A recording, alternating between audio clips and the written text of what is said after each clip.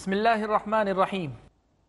الحمد لله رب العالمين، والصلاة والسلام على أشرف الأنبياء والمرسلين وعلى آله وأصحابه أجمعين ومن تبعهم بإحسان إلى يوم الدين. أما بعد، فأعوذ بالله من الشيطان الرجيم. بسم الله الرحمن الرحيم. يا أيها الذين آمنوا اتقوا الله حق تقاته ولا تموتن إلا وأنتم مسلمون. يا أيها الناس اتقوا ربكم الذي خلقكم من نفس واحدة وخلق منها زوجها وبث منهما رجالا كثيرا ونساء واتقوا الله الذي تساءلون به والأرحام إن الله كان عليكم رقيبا. يا أيها الذين آمنوا اتقوا الله وقولوا قولا سديدا يصلح لكم أعمالكم ويغفر لكم ذنوبكم ومن يطع الله ورسوله فقد فاز فوزا عظيما. أما بعد، فأعوذ بالله من الشيطان الرجيم. بسم الله الرحمن الرحيم. لا تجعل مع الله إلها آخر فتقعد مذموما مخذولا. ناظرین کرام، دل کی دنیا کے سلسلے کا ایک اور حلقہ لے کر میں آپ کے درمیان حاضر ہوں۔ ہم نے اس موضوع کے تحت اب تک کئی ایک باتیں سنی۔ دین میں اور دنیا میں دل کی اہمیت کیا ہے، دل کہتے کس کو ہیں، اور دل کس کس قسم کے ہوتے ہیں اور ان کی علامتیں کیا ہیں، اس پر ہم نے بڑی تفصیل کے ساتھ اب تک گفتگو سنی، اور ہم نے یہ جانا کہ دل بظاہر گوشت کا ایک لوتھڑا، ایک ٹکڑا نظر آتا ہے، لیکن جو دل شریعت میں مراد ہے وہ دل کبھی بہت صحت مند ہوتا ہے، کبھی مردہ ہوتا ہے، کبھی بیمار ہوتا ہے۔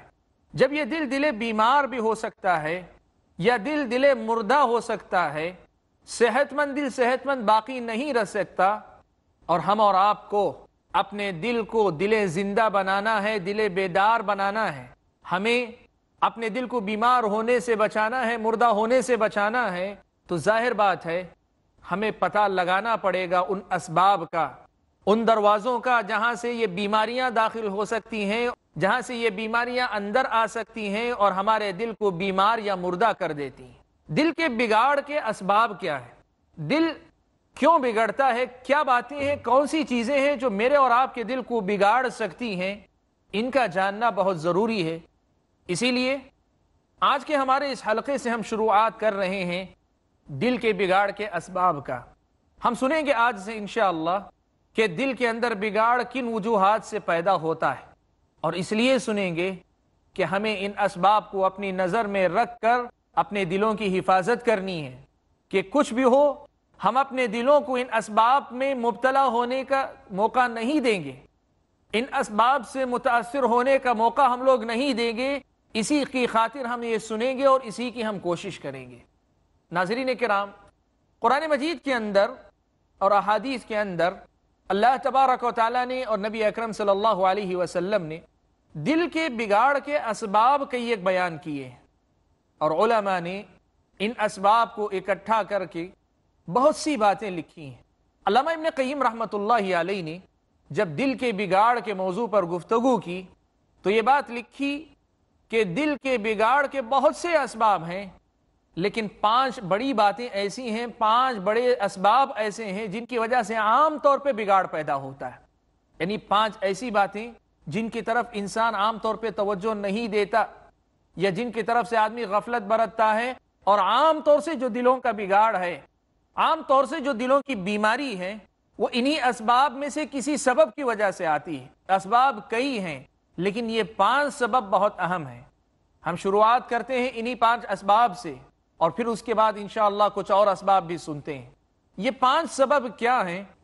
علامہ ابن قیم رحمۃ اللہ علیہ نے لکھا ہے کہ سب سے پہلا سبب غیر اللہ سے ہمارے دل کا تعلق، غیر اللہ سے ہمارے دل کا تعلق، یہ پہلا سبب ہے۔ دوسرا سبب کثرت المخالطہ، لوگوں سے ضرورت سے زیادہ میل جول رکھنا۔ تیسرا سبب التمنی، تمنا اور آرزو میں جینے والا مزاج پیدا کر لینا۔ چوتھا سبب کثرت الاکل، کھانے کے اندر حد سے زیادہ تجاوز کرنا، کھانے کے اندر حد سے زیادہ آگے بڑھ جانا۔ اور 5واں سبب کثرت النوم، بہت زیادہ سونے کی عادت ڈال لینا۔ ابن قیم رحمۃ اللہ علیہ نے لکھا ہے کہ یہ 5 سبب ایسے ہیں کہ ان کی وجہ سے دلوں کے اندر سختی آتی ہے، دلوں کے اندر وہ جو زندگی ہوتی ہے، ایمان کی جو کیفیات ہوتی ہیں وہ رفتہ رفتہ ماند پڑنے لگتی ہیں، اور پھر وہ دل بیمار بنتا ہے، اور آدمی اللہ کی توفیق سے اس کی حفاظت نہ کر سکے، اس کا علاج نہ کر سکے، تو یہی دل بیمار دل مردہ تک بن جاتا ہے۔ یہ 5 بڑے سبب ہیں جن کی وجہ سے عام طور پہ دل کی بیماری انسان کو لاحق ہوتی ہے۔ ان میں سے پہلا سبب التعلق بغیر اللہ، غیر اللہ سے تعلق ہے۔ غیر اللہ سے تعلق ہمارے دل کو کیسے بیمار کرتا ہے، دل کو کیسے بگاڑتا ہے۔ ناظرین کرام، ہم اس مسئلے کو سمجھیں کہ ہم اللہ تبارک و تعالیٰ کی مخلوق ہیں، ہمارے دل اللہ تبارک و تعالیٰ کی محبت اور اللہ تبارک و تعالیٰ کے خوف اور اللہ تبارک و تعالیٰ سے امید، ان تینوں جذبات کی آماج گاہ اگر بنی رہے، ہمارے دلوں میں یہ تینوں جذبات بیک وقت موجود ہوں، تو ہماری زندگی بہت صحیح رخ پر آگے بڑھتی جائے گی۔ بعض اہل علم نے اس کی وضاحت کرتے ہوئے لکھا ہے کہ دل کی مثال اس معاملے میں ایک پرندے کی ہے، دل کی مثال اس معاملے میں ایک پرندے کی ہے جس کا ایک سر ہے اور اس کے 2 پر ہیں۔ سر سے وہ اپنی منزل متعین کرتا ہے اور دونوں بازوؤں کو صحیح طریقے سے حرکت دیتا رہتا ہے، تو ایک متوازن پرواز اس کی جاری رہتی ہے اور وہ اپنی منزل تک پہنچتا ہے۔ اللہ کی جو محبت ہے وہ اس پرندے کے سر کے مقام پر ہے، اور اللہ تعالیٰ کا ڈر اور اللہ سے جو امید ہے یہ پرندے کے گویا 2 بازو ہیں۔ ڈر اور امید کی کیفیت جیسی ہمارے اندر ہوگی، ہماری پرواز برابر جاری رہے گی اور محبت ہماری اپنی منزل متعین کرے گی۔ اللہ تبارک و تعالیٰ سے ہمارا یہ تعلق، یہ رشتہ مضبوط رہے گا، تو بندگی اور عبودیت کے تقاضے کما حقہ ہم پورا کریں گے۔ اللہ کی بندگی کا جو تقاضا ہے اسے پورے احساس کے ساتھ، پورے شعور کے ساتھ اور پوری بیداری کے ساتھ ہم ادا کریں گے، پوری ہوش مندی کے ساتھ ہم ادا کریں گے، اور احساس بندگی میں ڈوب کر ادا کریں گے۔ ایک لذت ہمیں ملے گی، ایک خوشی ہمیں ملے گی، اور اس کے نتیجے میں ہمارا اپنا دل اس قدر اچھا دل ہو جائے گا کہ ہر کوئی اس کی تعریف کرے گا، اللہ تبارک و تعالیٰ اسے پسند کریں گے، فرشتے ایسے دلوں کی تعریف کریں گے، اور انسان تو خود بخود اس کی تعریف کرنے ہی والے ہیں۔ اور دوسری طرف یہ بھی ہوگا کہ اللہ تبارک و تعالیٰ کی مدد ایسے انسان کے ساتھ ہمیشہ رہے گی، اس لیے کہ اللہ نے فرمایا ایاک نعبد و ایاک نستعین، ہم تیری ہی عبادت کرتے ہیں اور تجھی سے مدد طلب کرتے ہیں۔ جو دل عبودیت اور بندگی کے اس جذبے میں ڈوب کر عبادت کرتا ہو، ایاک نعبد کے تقاضے کو پورا کرتا ہو، تو وہ ایاک نستعین کا حاصل ہونا اللہ تبارک و تعالیٰ کا فضل و کرم ہے، وہ حاصل ہو کر رہے گا۔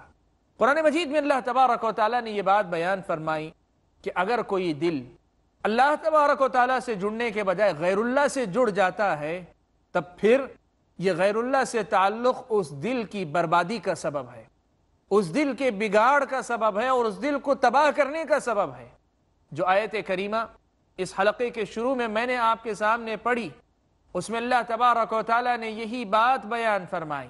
اللہ تبارک و تعالیٰ نے فرمایا لا تجعل مع اللہ الہا آخر، تم اللہ تعالیٰ کے ساتھ کسی اور کو معبود نہ ٹھہراؤ، نتیجے میں کیا ہوگا؟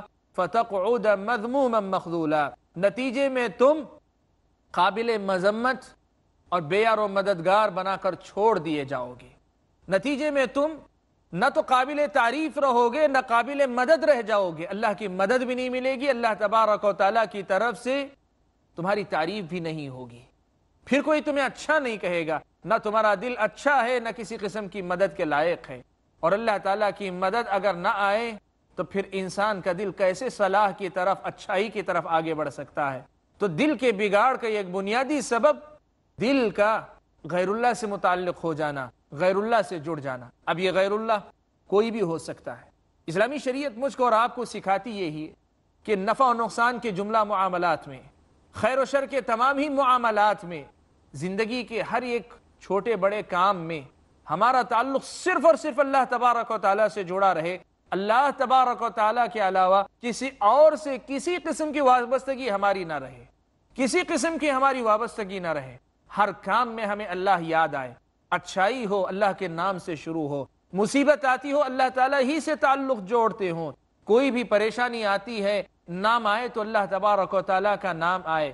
اللہ کا نام چھوڑ کر کسی کا بھی نام ہو، کسی پیر کا، کسی فقیر کا، کسی بابا کا یا کسی اور کا نام آتا ہے تو اس کا مطلب یہ ہوا کہ ہم نے اللہ کو چھوڑ کر اپنا تعلق کسی اور سے جوڑ لیا. اور یہ چیز انسان کے دل کو تباہ کرنے کی سب سے پہلی بنیاد ہے. غیر اللہ سے انسان کا تعلق انسان کے دل کو بگاڑنے کا سب سے اہم ذریعہ. کیوں؟ اس لیے کہ دل کی سلامتی عبادت میں ہے، اللہ تعالیٰ کی عبودیت کے تقاضے کو پورا کرنے میں ہے.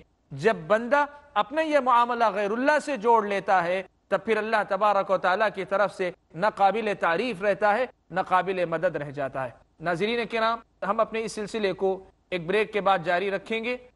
بریک کے بعد واپس لوٹ کر ہم مزید اس موضوع پر گفتگو کریں گے. والسلام علیکم ورحمۃ اللہ وبرکاتہ.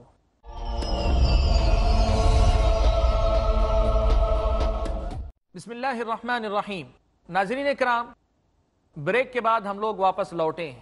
بریک پر جانے سے پہلے ہم لوگوں نے یہ سنا کہ دل کے بگاڑنے کے جو اسباب ہیں، دل کو بگاڑنے والے جو اسباب ہیں، اس کو تباہ کرنے والے جو اسباب ہیں، ان میں سے سب سے پہلا سبب غیر اللہ سے اس دل کا جڑ جانا ہے. قرآن مجید کی جو آیت کریمہ میں نے آپ کے سامنے پڑھی، اس میں اللہ تعالیٰ نے دو الفاظ استعمال کیے. ایک تو ہے مذموم، قابل مذمت، دوسرا ہے مخذول، بے یار و مددگار. شارحین نے اس کی شرح کرتے ہوئے لکھا ہے کہ انسان کی حالتیں کئی ہو سکتی ہیں. ایک ایسا کہ انسان قابل تعریف تو ہے لیکن وہ بے یار و مددگار ہے. جیسے مثال کے طور پر کوئی آدمی حق پر ہو لیکن پھر بھی وہ مظلوم ہو، حق پر ہونے کی وجہ سے اسے ستایا یا پیٹا جا رہا ہے، تو یہ آدمی قابل تعریف ہے کہ حق پر ہے، لیکن ابھی فی الوقت جس صورت حال میں ہے اس کو دیکھ کر پتہ چلتا ہے کہ یہ آدمی ابھی مدد کا مستحق نہیں ہے، یا اس کے ساتھ اللہ کی مدد نہیں ہے. وقتی طور پر ابھی مدد کا وقت نہیں آیا. یا کبھی انسان ایسا بھی ہو سکتا ہے کہ بظاہر وقت اس کے ساتھ نظر آتا ہے، حالات اس کے لیے سازگار نظر آتے ہیں، لیکن وہ قابل تعریف نہیں ہوتا.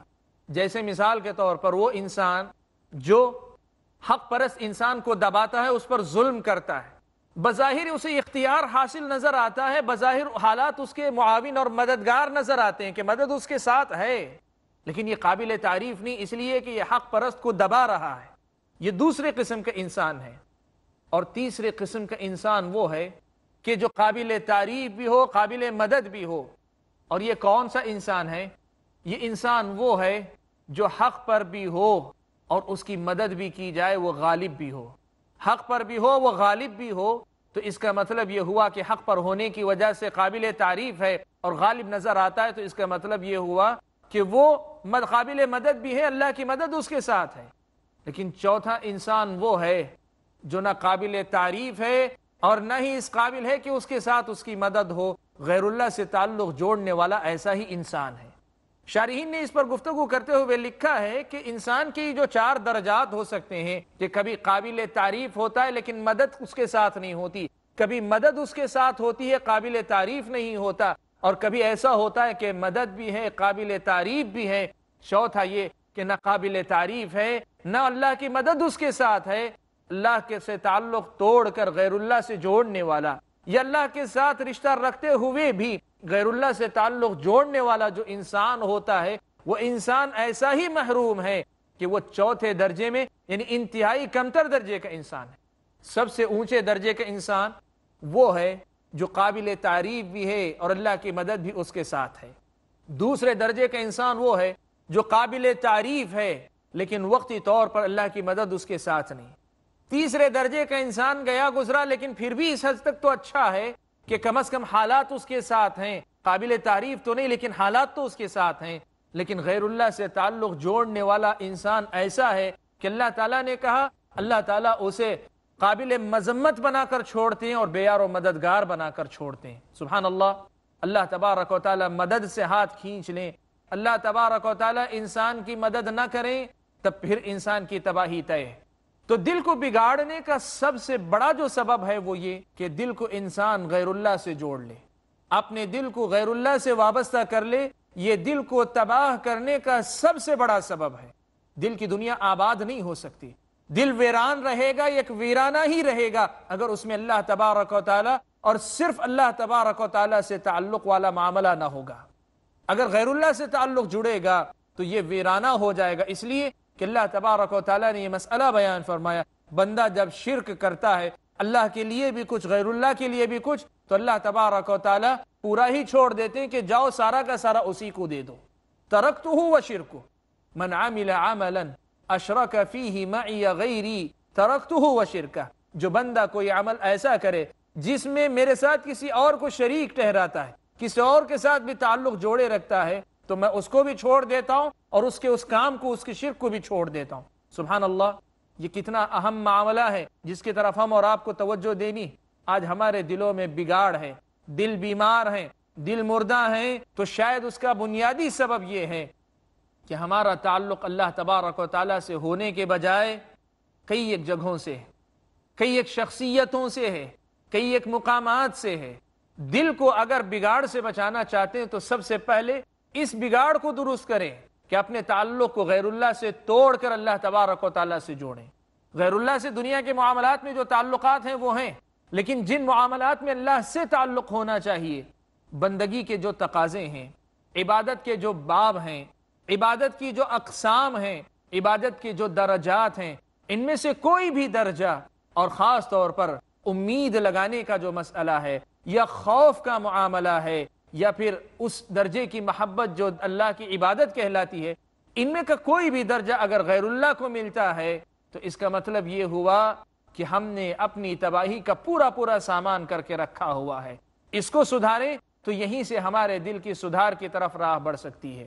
ناظرین کرام، قرآن مجید میں اللہ تبارک و تعالیٰ نے ان لوگوں کی مثال بیان فرمائی جو لوگ اللہ تبارک و تعالیٰ سے تعلق جوڑنے کے بجائے غیر اللہ سے تعلق جوڑتے ہیں. ان کی مثال اللہ نے بیان کی، اور کتنی زبردست مثال ہے آپ دیکھیں. اللہ تبارک و تعالیٰ نے فرمایا مثل الذين اتخذوا من دون الله أولياء كمثل العنكبوت اتخذت بيتا وإن أوهن البيوت لبيت العنكبوت لو كانوا يعلمون.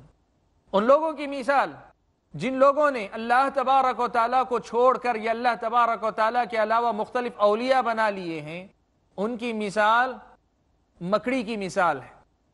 جو مکڑی اپنا ایک گھر بناتی، اور گھروں میں سب سے کمزور گھر مکڑی کا گھر ہوتا ہے. لو کانوا یعلمون، کاش کہ یہ لوگ جانتے، کاش کہ یہ لوگ سمجھتے. ناظرین کرام، اس مثال میں کیا بات بیان کی گئی ہے؟ ایک آدمی ایک گھر بناتا ہے، اس لیے بناتا ہے کہ اسے یہاں سردی سے محفوظ رہنا ہے، گرمی سے محفوظ رہنا ہے، بارشوں سے محفوظ رہنا ہے. وہیں اسے اپنا پردہ بھی کرنا ہے، اپنے گھر بار اپنے خاندان کی حفاظت کرنی ہے، اور کبھی اگر جنگل وغیرہ بیابان سے قریب گھر ہو تو جانوروں وغیرہ سے، مختلف قسم کی نقصان دہ چیزوں سے اپنے آپ کو بچانا ہے. آدمی اس کے لیے گھر بناتا ہے. لیکن آپ سبھی جانتے ہیں کہ ان سب مقاصد کی تکمیل کے لیے اگر کوئی انسان مکڑی کے جالے میں پناہ لے لے تو کوئی مقصد پورا نہیں ہوتا. وہ گھر گھر بظاہر نظر آتا ہے لیکن گھر کا کوئی مقصد اس سے حاصل نہیں ہوتا. مکڑی کا جو جالا ہوتا ہے وہ ایک گھر ضرور ہے مکڑی کے لیے، لیکن ایک انسان کو اس سے اپنے مقاصد میں سے کوئی مقصد حاصل نہیں ہوتا. اللہ تبارک و تعالیٰ نے بیان فرمایا جو غیر اللہ سے تعلق جوڑتے ہیں ان کا معاملہ بھی ایسا ہوتا ہے کہ پھر انہیں کوئی چیز حاصل نہیں ہوتی، کوئی چیز انہیں حاصل نہیں ہوتی. ناظرین کرام، قرآن مجید کی اس آیت کو اور اس میں دی گئی مثال کو ہم اپنے سامنے رکھ کر دیکھیں تو دل کے بگاڑ کا یہ سبب کس قدر واضح الفاظ میں اس میں بیان کیا گیا ہے کہ ایک دل کو ہمارے حفاظت کی ضرورت ہے. ہمارے دل کو ایک مخصوص قسم کی حفاظت کی ضرورت ہے، اور یہ حفاظت ایک اچھے مضبوط بنیادوں والے گھر میں ہی مل سکتی ہے. جس گھر کی بنیادیں مضبوط ہوں، جس کی تعمیر عمارت مضبوط ہو، جس کی چھت اچھی خاصی مضبوط ہو، اسی گھر میں ہمیں پناہ مل سکتی ہے. اور یہ گھر کب ملے گا؟ جب ہمارا تعلق اللہ تعالیٰ سے جڑے گا. ورنہ جس گھر میں ہم بظاہر پناہ لیے نظر آئیں گے اس گھر میں میرے اور آپ کے دل کی حفاظت نہیں ہو سکتی. دل کے بگاڑ کا سب سے بڑا جو سبب ہے وہ یہی کہ ہمارا تعلق غیر اللہ سے ہو جائے. آپ اور میں اس بات کو بغور سنیں کہ نبی اکرم صلی اللہ علیہ وسلم اکثر یہ دعا کرتے تھے کہ اللہم یا مقلب القلوب ثبت قلبی علی دینک. اے اللہ تبارک و تعالی، دلوں کے پھیرنے والے، میرے دل کو اپنے دین پہ جمائے رکھ، میرے دل کو اپنے دین پر باقی رکھ، جمائے رکھ۔ حضرت انس بن مالک رضی اللہ تعالیٰ عنہ روایت فرماتے ہیں کہ میں نے اللہ کے نبی صلی اللہ علیہ وسلم سے یہ الفاظ سنے تو میں نے پوچھا، اللہ کے نبی، ہم تو بڑی گمراہی میں پڑے ہوئے تھے، بڑی بربادی میں پڑے ہوئے تھے۔ یاد کرتے ہیں زمانے جاہلیت کو، جب وہ اللہ تبارک و تعالیٰ کو چھوڑ کر غیر اللہ کے در پر تھے، در در بھٹکتے تھے، ہر آستانے پہ سر جھکاتے تھے، یا یوں کہیے کہ ہر بت کے سامنے دس بستہ کھڑے رہتے تھے، اپنی امیدیں ان سے وابستہ کرتے تھے، خوف میں، پریشانی میں ان کے سامنے جھکتے تھے۔ کہا اللہ کے نبی بڑے شر میں تھے، ہم تو خیر میں آ گئے ہیں۔ اللہ کے نبی صلی اللہ علیہ وسلم، کیا اس خیر میں آنے کے بعد بھی آپ ہم پر ڈر محسوس کرتے ہیں؟ اللہ کے نبی صلی اللہ علیہ وسلم نے فرمایا کہ نعم، ہاں۔ اللہ کے نبی نے فرمایا ان القلوب بین اصبعین من اصابع الرحمن یقلبها کیف یشاء۔ اللہ کے نبی نے فرمایا کہ مجھے ڈر اس لیے لگتا ہے، ڈر اس بات کا لگتا ہے کہ دل جو ہوتے ہیں وہ رحمان کی دو انگلیوں کے درمیان رہتے ہیں، یعنی اللہ تبارک و تعالیٰ کی دو انگلیوں کے درمیان رہتے ہیں۔ اللہ تعالیٰ جیسے چاہے پھیر دیتے ہیں۔ بندوں کے دل اللہ تبارک و تعالیٰ کی انگلیوں کے درمیان ہوتے ہیں، اللہ تعالیٰ جیسے چاہے انہیں پھیر دیتے ہیں۔ سبحان اللہ۔ ناظرین کرام، ہم اور آپ دیکھیں کہ جب اتنی واضح بات اللہ کے نبی صلی اللہ علیہ وسلم نے بیان فرمائی، اور آپ صلی اللہ علیہ وسلم خود اپنے دل کو دین پر جمائے رہنے کی دعا اللہ سے کرتے تھے، تو اس کا مطلب یہ ہوا کہ دل کو درستگی پر باقی رکھنے کے لیے، دل کو سیدھی راہ پر باقی رکھنے کے لیے ہمارا تعلق اللہ تعالیٰ ہی سے اور صرف اللہ تعالیٰ ہی سے ہونا چاہیے۔ اگر غیر اللہ سے تعلق جڑا، تب پھر اللہ تبارک و تعالیٰ کب ہمارے دلوں کو پھیر دیں اس کا کوئی پتہ بھی نہ چلے، کب ہم گمراہی کی طرف چلے جائیں ہمیں احساس بھی نہ ہو۔ معلوم یہ ہوا کہ دل کے بگاڑ کا سب سے پہلا سبب، دل کے بگاڑ کا بنیادی سبب، ایک انسان کے دل کا اللہ تبارک و تعالیٰ سے تعلق ہونے کے بجائے غیر اللہ سے تعلق قائم ہو جائے۔ اگر غیر اللہ سے تعلق قائم ہوا تو اس کا مطلب یہ ہوا کہ انسان قابل مذمت بھی ہوا اور اللہ تبارک و تعالیٰ کی مدد سے محروم بھی ہوا، اور جو دل قابل تعریف بھی نہیں رہا، اللہ کی مدد کے لائق بھی نہیں رہا، وہ دل بگاڑ کی طرف سب سے پہلے بڑھنے والا ہوگا۔ ناظرین کرام، آج کے حلقے میں ہم نے دل کے بگاڑ کا ایک اہم سبب یہ سنا کہ دل کا تعلق غیر اللہ سے ہو جائے۔ ہم اگلے حلقے میں مزید اسباب کو سنیں گے۔ اللہ سے دعا کیجئے کہ اللہ تبارک و تعالی مجھ کو اور آپ سبھی بھائیوں اور بہنوں کو غیر اللہ سے تعلق توڑ کر اللہ تعالیٰ سے تعلق جوڑنے کی توفیق عطا فرمائے۔ آمین۔ وآخر دعوانا الحمد للہ رب العالمین۔